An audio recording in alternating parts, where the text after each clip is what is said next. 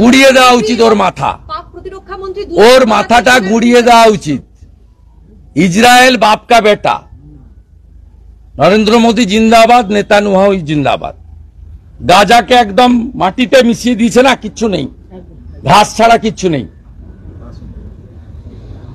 এটাও একদম একদম লেবেল করে দেওয়া উচিত, একদম লেবেল করে দেওয়া উচিত। ও মোদীজি একটু আগে বলেছেন এক্সটার্নাল অ্যাফেয়ার্সে আমাদের বলা উচিত না। আর প্রাইম মিনিস্টার অলরেডি সেড, এটা রুচিহীন, আমি ওনার কমেন্টে করি না, রুচিহীন, আমি এটা রুচিহীন না করাই ভালো। কিছু জিনিস সময়ের জন্য বলে, নিশ্চয়ই মাকে বাবাকে দেখতে হবে, সিনিয়র সিটিজেন, কিন্তু আজকে উনার রিচুয়ালের কাজ শেষ হয়নি, তখনই বলা আমার মনে হয় উচিত হয়নি।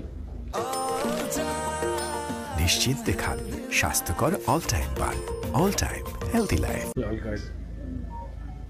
বলছে ইনিশিয়ালি আল কায়দা, ওটা বাকিটা ওরা বলবে। আমি দেখুন, আমি আপনাদের ওয়াচ ডগের কাজ করছি। আমাকে ওই অ্যাপার্টমেন্টের লোকরাই ছবি তুলে পাঠিয়ে দিয়েছিল, হাই ফ্রিকোয়েন্সি ডিস্ক লাগিয়েছে রাতে পাকিস্তানের দিকে মুখ করে, এবং একজনের নাম আনসারি, ও টাকা ঢোকাতে এসেছিল এটিএম এ, সেখান থেকে আমি সোর্সে পেয়ে এক্স হ্যান্ডেলে দিয়েছি। আপনারা সবাই বারুইপুর রাস করে যান আপনাদের অফিসের পারমিশন নিয়ে। কি বলছিলেন? মুখ্যমন্ত্রী একটা কথা বলছেন যে এই গোটা ঘটনার নিন্দা জানিয়ে বলছেন সেনার ভূমিকা নিয়ে প্রশ্ন তুলছেন, বলছেন ওখানে তো অনেক সেনা ছিল, তারপরেই গোটা ঘটনা হলো, ইন্টেলিজেন্স ফেলিয়ার, কেন এই ঘটনা হলো? হরগোবিন্দ দাস, চন্দন দাস খুন হলো কেন? নিশ্চিতভাবে সেনার ভূমিকা ছিল, সেনার ভূমিকা থাকা উচিত। নরেন্দ্র মোদীজি একটু আগেই তার বক্তব্যে সব বলেছেন।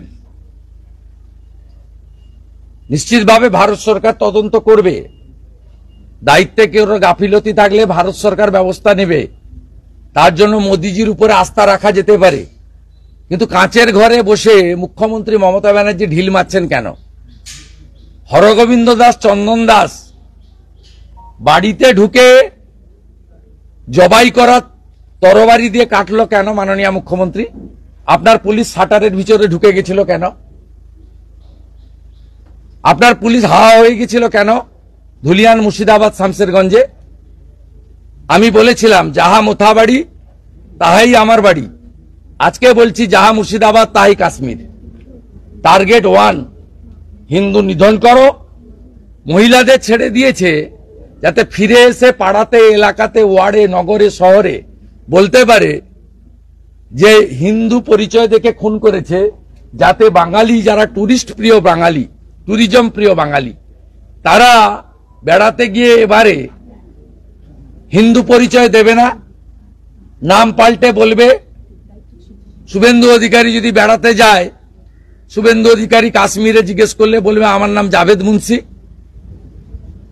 শুভেন্দু অধিকারীকে যদি বলা হয় কালমা পড়তে, এখন থেকে বাঙালি পর্যটকরা যারা মুসলিম অধ্যুষিত কেরালা বা কাশ্মীরে যেতে চান, তাদেরকে এখন থেকে কলমা একটা লাইন প্র্যাকটিস করে যেতে হবে। সেই জন্য বাড়ির স্ত্রী, বোন, মহিলাদেরকে ছেড়ে দিয়েছে, পুরুষদেরকে খুন করেছে, যাতে সমগ্র হিন্দু সমাজের কাছে এই বার্তাটা যায় যে তোমরা কখনো হিন্দু পরিচয় দেবে না, হিন্দু পরিচয় দিলে তোমাদের প্রাণ চলে যাবে। শুভেন্দুদা, পেহেলগাঁওয়ের ঘটনায় পাক প্রতিরক্ষা মন্ত্রী খাজা আসিফ, উনি বাংলার মানে ভারতের সেনা নিয়ে প্রশ্ন তুলছেন, তো এখানেই একটা বিষয় গুড়িয়ে দেওয়া উচিত ওর মাথা, পাক প্রতিরক্ষা মন্ত্রী ওর মাথাটা গুড়িয়ে দেওয়া উচিত। ইসরায়েল বাপ কা বেটা, নরেন্দ্র মোদী জিন্দাবাদ, নেতানিয়াহু জিন্দাবাদ। গাজাকে একদম মাটিতে মিশিয়ে দিয়েছে না, কিচ্ছু নেই, ঘাস ছাড়া কিচ্ছু নেই। এটাও একদম একদম লেবেল করে দেওয়া উচিত, একদম লেবেল করে দেওয়া উচিত। ও মোদীজি একটু আগে বলেছেন এক্সটার্নাল অ্যাফেয়ার্সে আমাদের বলা উচিত না। আর prime minister already said in front of media, Our Prime Minister is strongest Prime Minister, able Prime Minister, and very popular world leader. Trust Narendra Modi, trust Government of India. Narendra Modi will do the appropriate action within short period.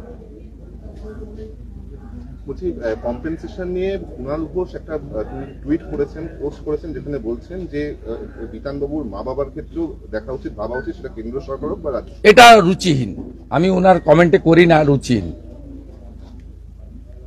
আমি এটা রুচিহীন না করাই ভালো। কিছু জিনিস সময়ের জন্য বলে, নিশ্চয়ই মাকে বাবাকে দেখতে হবে, সিনিয়র সিটিজেন, কিন্তু আজকে উনার রিচুয়ালের কাজ শেষ হয়নি, তখনই বলা আমার মনে হয় উচিত হয়নি। আমি ওনার সম্পর্কে বলি না, মুখপত্র, খুব আন্তর্জাতিক নেতা, কিন্তু আজকে উনাকে অনুরোধ করব আপনি অন্তত এই পোস্টটা ডিলিট করুন। কাশ্মীরে জঙ্গি হানার পর বিমানের ভাড়া অতিমাত্রা বেড়ে গেছে। False, fake, fabricated. টিএমসি প্রচার করছে, আপনারা ওগুলো জিজ্ঞেস করছেন।